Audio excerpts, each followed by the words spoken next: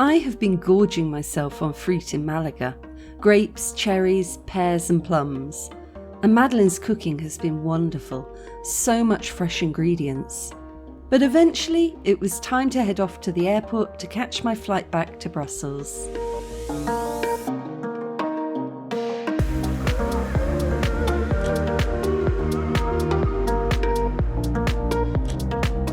I grabbed breakfast when I got there, including this weird blue innocent smoothie, which is supposed to give me energy, a tuna sandwich and a slice of baked cheesecake, which came to a total of €13.60. The drink was actually pretty refreshing, citrusy, and the tuna sandwich and baked cheesecake were also surprisingly good for airport food.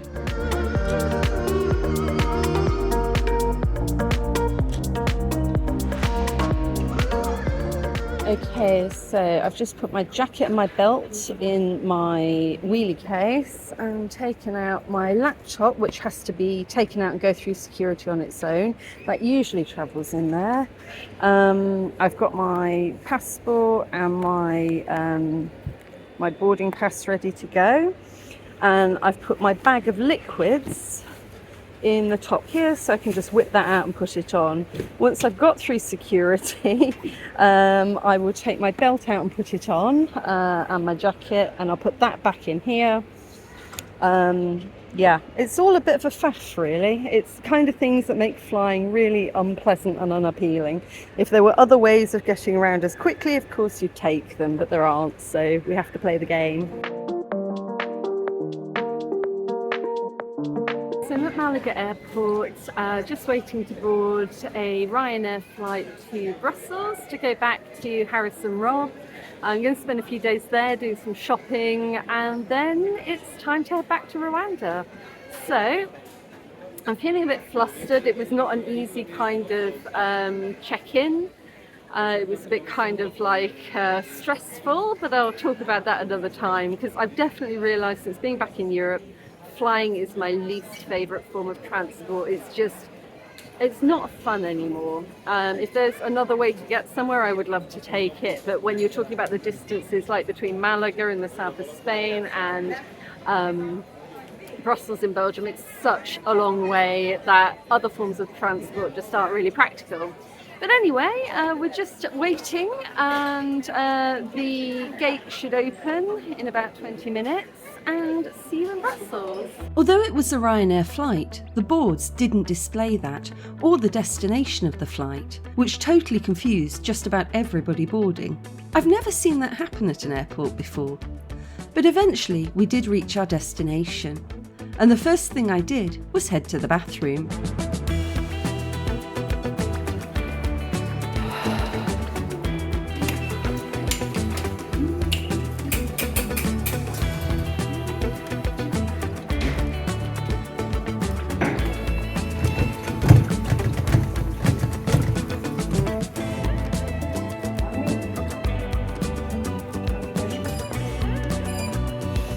Eventually, the other barrier did let me through, but trying to get a wheelie case through the turnstile is a sodding nightmare. I've seen people with cases, women with prams, and elderly people with walkers all get trapped in them. And for all of that, there isn't any soap. There is a special circle of hell reserved for companies that charge people to use the bathroom and then make it so inaccessible. Then it was time to board my bus to Brussels Midi. It was kind of hard to find the bus because the signage, as with most public transport across mainland Europe, was pretty disastrous. But when I finally did find it, there was a bus ready and waiting. It takes about an hour by bus from Brussels Charleroi to the centre of Brussels and costs just under €20 one way. You can book online, I'll leave the link below.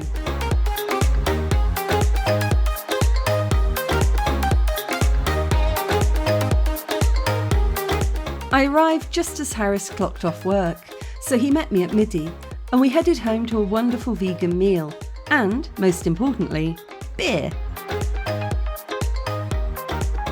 Beer and then gin.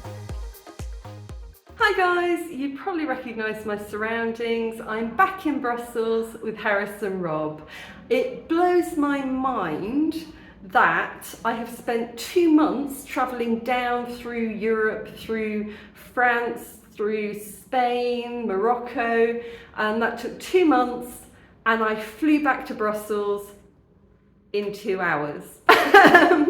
What? That I'm still struggling with.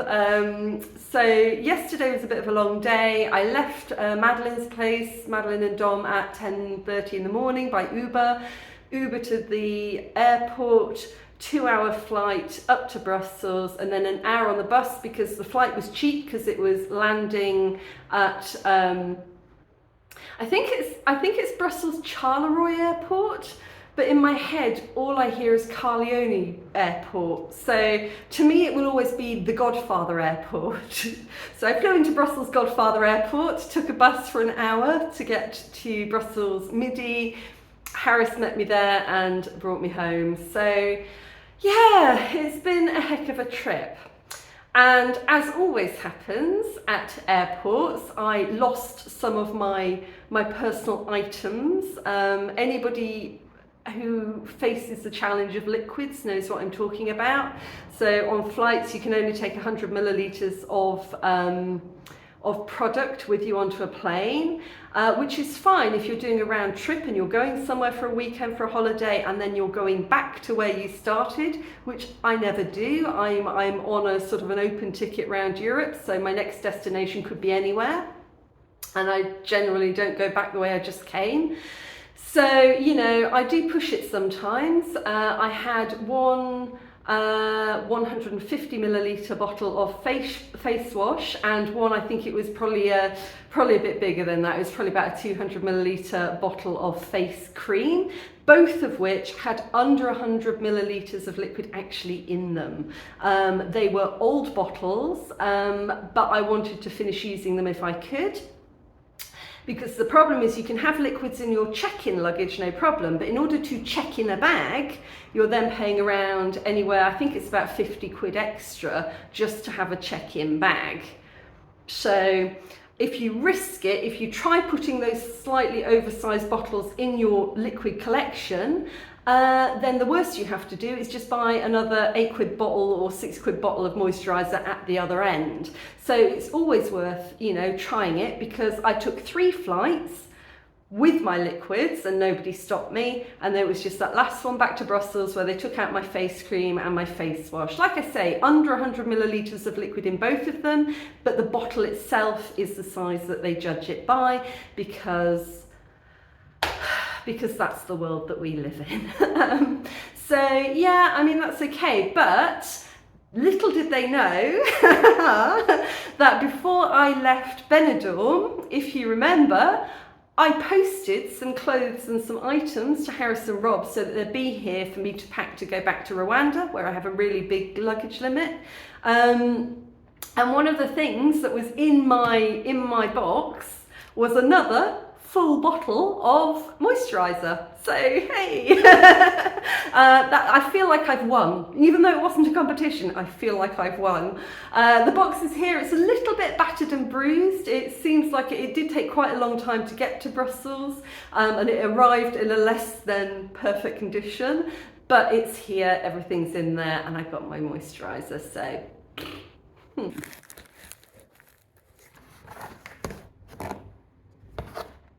Yeah, 200 millilitres.